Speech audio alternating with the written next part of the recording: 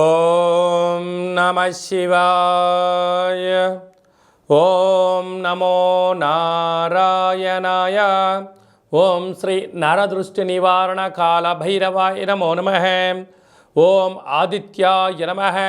ఓం సూర్య అరిష్టేతు సంప్రాప్తే సూర్యపూజాంచ కారయేత్.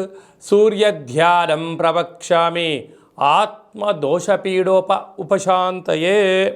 మా ఛానల్కి స్వాగతం. చూస్తున్న వీక్షకులకు ప్రేక్షకులకు ప్రియ కాలభైరవ భగవద్బంధులకి స్వాగతం పలుకుతూ మమ్మల్ని ఎంతగానో ఆదరిస్తూ ఉండబడినటువంటి ప్రియ సోదరీమణులకు, సనాతన ధర్మ సంరక్షకులకు, జ్యోతిష్య అభిమానులకు అందరిపైనను ఆరోగ్యకారకుడైనటువంటి సూర్యనారాయణ స్వామి వారికి ఆశీస్సులు ఉండాలని కోరుకుందాం.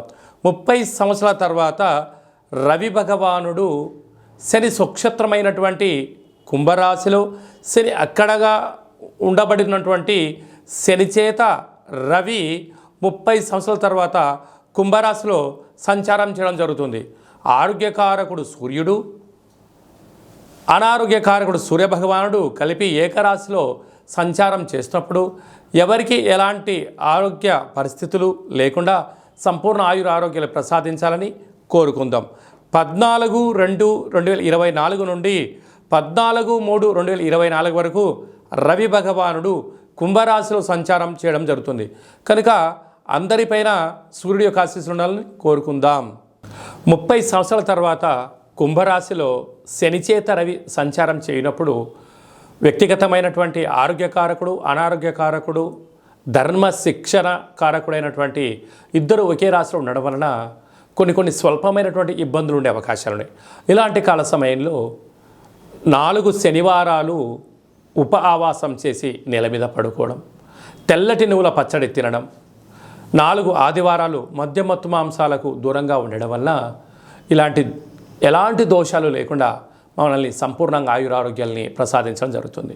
అలాగా ఏమైనా వాహన ప్రమాదాలు కానీ, మానసికంగా కానీ, శారీరకంగా కానీ ఇబ్బందులు ఏమైనా ఉన్నట్లయితే ఒక తెలుపు క్లాతులో, లేకుంటే నీలం రంగు క్లాతులో, లేకుంటే ఎరుపు క్లాతులో, తెలుపు, నీలము, ఎరుపు 3 రంగులలో ఏదో క్లాతులో గోధుమలను, తెల్ల నువ్వులను మూట కట్టి మీ యొక్క శిరస్సు కింద, అంటే పడుకునే మంచం కింద కానీ ఎక్కడైనా ఉంచుకోండి. ఆ 2వ రోజు వీటిని తీసుకుని వెళ్ళి గోమాతకు కానీ, ప్రవహించే నీటిలో కానీ సమర్పించండి. ఎలాంటి ఇబ్బందులు ఉండవని చెప్పి గమనించాలి. మేషరాశి వారికి శని భగవానుని చేత రవి కుంభరాశిలో 11వ స్థానంలో సంచారం చేయనప్పుడు ఎలాంటి ఫలితాలు ఉంటాయో ఈ వీడియోలో సవివరంగా సంపూర్ణంగా తెలుసుకుందాం. మేషరాశిలో ఏ నక్షత్రాలు వస్తాయనగా అశ్విని నక్షత్రంలో 4 పాదాలు, భరణి నక్షత్రంలో 4 పాదాలు, కృతికా నక్షత్రంలో 1 పాదం కలిపితే మేషరాశి. వీరికి లాభస్థానంలో రవి చేత శని భగవాన్ ఉండడం వలన దయచేసి అప్పులు ఇవ్వద్దు, అప్పులు తెచ్చుకోవద్దు. బంధువులు కదా, మిత్రులు కదా, స్నేహితులు కదా అని చెప్పి ఆలోచన ఉన్నట్లయితే సొంత కొడుకు చేత కానీ, అల్లుడి చేత కానీ పార్ట్నర్షిప్ వ్యవహార కార్యక్రమం చేసేవారు ఎంతో జాగ్రత్తగా ఉండాలి. సాఫ్ట్వేర్, హార్డ్వేర్ ఉద్యోగస్తులు, స్వయం వృత్తులు, సేవా రంగాల వాళ్ళు ధనపరమైన చిక్కులు పొంచి ఉన్నాయి. తస్మాత్ జాగ్రత్త.